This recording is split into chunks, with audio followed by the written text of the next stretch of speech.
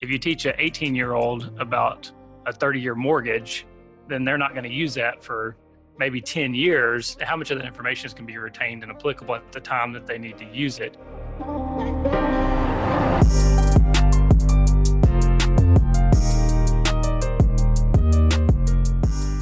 That's just something that's tough by nature, and I've had to really learn with social media is that it's not about presenting information to people. You also have to be entertaining and catch attention and things like that. And I've struggled with that over time, which I think everybody that posts content online struggles with at times. But that's kind of a balancing act you have to make with being entertaining and, I don't want to say clickbaity, but engaging enough that people want to watch your Right. content. Because if you're just like preaching facts to people, it's going to be tough to get traction on any social media platform. And research has shown too that just preaching facts to people about personal finance, investing, that type of stuff really doesn't change behavior that much either. And so it's about making it engaging in a way that people will see it and hopefully remember it and be able to apply it.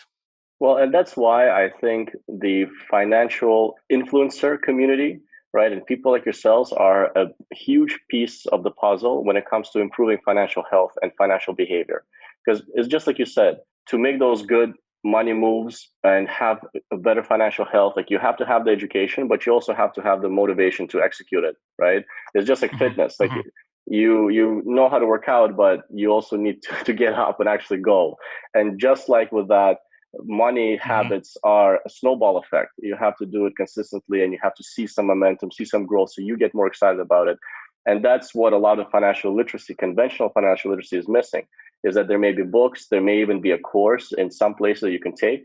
But once you go back to home, you don't have much catalyst to move forward with it. But what you guys have done is you've merged the two. You have the knowledge. And when I say you guys, I talk about people like yourself that give responsible financial information in a digestible and easy to consume way, right? So you've kind of bridged that gap. And not only that, but your content, it doesn't become stale. So people follow you, they can be always up to date. So you've really improved the concept of how can we educate ourselves in a way that actually inspires positive behavior change, right? And I think, like, I totally agree with you. The behavior change is the absolute key here. So we talk a lot about like access to information, but I don't think we have enough conversations as a society about, hey, how do we like glorify it in a way that other things are glorified, support each other so people have more public encouragement to change their money habits.